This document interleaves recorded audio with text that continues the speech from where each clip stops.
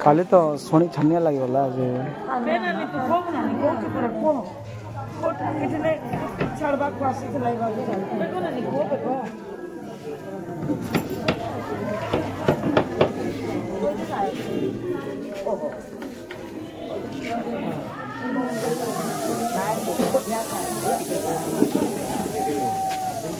नमस्कार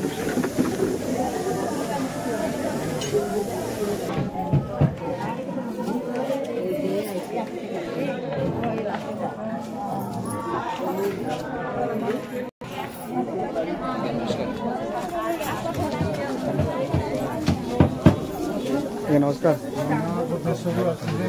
भल भल कौन हाँ हाँ हाँ ठीक नहीं जाऊँगा नमस्ते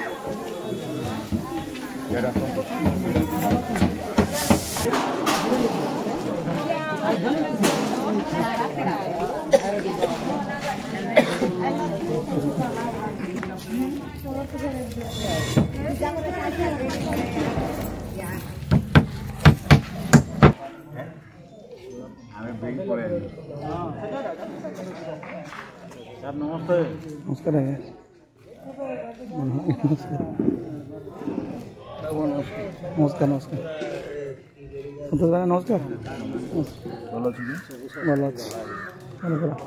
आज्ञा नमस्कार भल खजूर खजार तुम आगे थी खजूर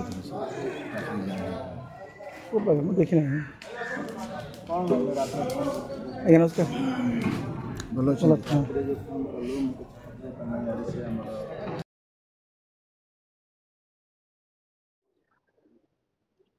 समस्त को मोर नमस्कार जना करे बर्तमान आम निज ख्रीष्ट खबर ये वीडियो निमंते मु दुख सहित कहना चाहे कारण आम उत्कल बाप्टिस्ट मंडली सम्मिलन ସଣ୍ଡେ ସ୍କୁଲ ସମିତିର ସମ୍ପାଦକ ମହାଶୟଙ୍କର ଆଜି ମୃତ୍ୟୁବରଣ ହେଇଛି ବା କାଲି ହେଇଛି।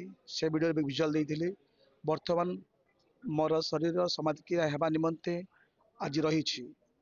ପୁଣି ତାଙ୍କରି ସକଳ କାର୍ଯ୍ୟ ହେବା ପୂର୍ବରୁ ତାଙ୍କ ଜୀବନୀ ବିଷୟରେ ସ୍ଥାନୀୟ ମଣ୍ଡଳୀର ଜଣେ ପ୍ରଭୁଙ୍କ ଦାସ ଅର୍ଥାତ୍ ବାଦପୁର ମଣ୍ଡଳୀର ପାଳକ ଆମମାନଙ୍କର ଆଜ୍ଞା ଅଛନ୍ତି, ଲୋହରା ଆଜ୍ଞା ଅଛନ୍ତି। ଆଉ ତାକୁ ଟିକେ ଆସିବେ। ଆଜି ଆପଣଙ୍କ ମଣ୍ଡଳୀ ଅର୍ଥାତ୍ ନିଜ ଗାଁରେ ପ୍ରଭୁଙ୍କ ଦାସ ସ୍ୱର୍ଗତ ହର୍ଷ ଲୋହରାଙ୍କର ଦେହାନ୍ତ ହେଇଛି। ତାଙ୍କ ଜୀବନୀ ବିଷୟରେ ନିଜ ଗାଁ ମଣ୍ଡଳୀର ଲୋକଙ୍କ ବିଷୟରେ କ'ଣ ଜାଣନ୍ତି? ସମ୍ମାନୀୟ ଉତ୍କଳ ବାପ୍ଟିଷ୍ଟ ମଣ୍ଡଳୀ ସମ୍ମିଳନୀ ଏବଂ ସମଗ୍ର ଓଡ଼ିଶା ଖ୍ରୀଷ୍ଟିଆନ ବାସୀମାନଙ୍କୁ ଯୀଶୁଙ୍କ ନାମରେ ଅତି ଗଭୀର ସନ୍ତପ୍ତ ସହିତ ଆପଣମାନଙ୍କୁ ନମସ୍କାର ଜଣାଏ।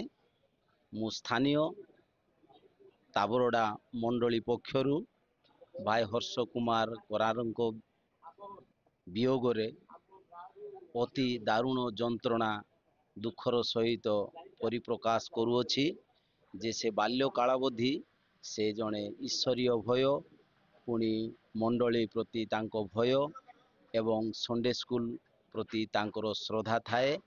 ଆଉ ସେ ଏପରି ପ୍ରଭୁରେ ବଢ଼ୁ ବଢ଼ୁ ସ୍କୁଲ ଓ କଲେଜରେ ପାଦ ଦେଲେ। ପୁଣି ସରକାରୀ ତରଫରୁ ତାଙ୍କୁ ଏକ ଶିକ୍ଷକ ଆଉ ପୋଷ୍ଟ ମିଳିଥିଲେ ମଧ୍ୟ ସେ କଦାପି ମଣ୍ଡଳୀର ବିଭିନ୍ନ ଉପାସନା ସଭା ସମିତି ତା ଜୀବନରେ କେବେ ପରିତ୍ୟାଗ କରିନଥିଲେ।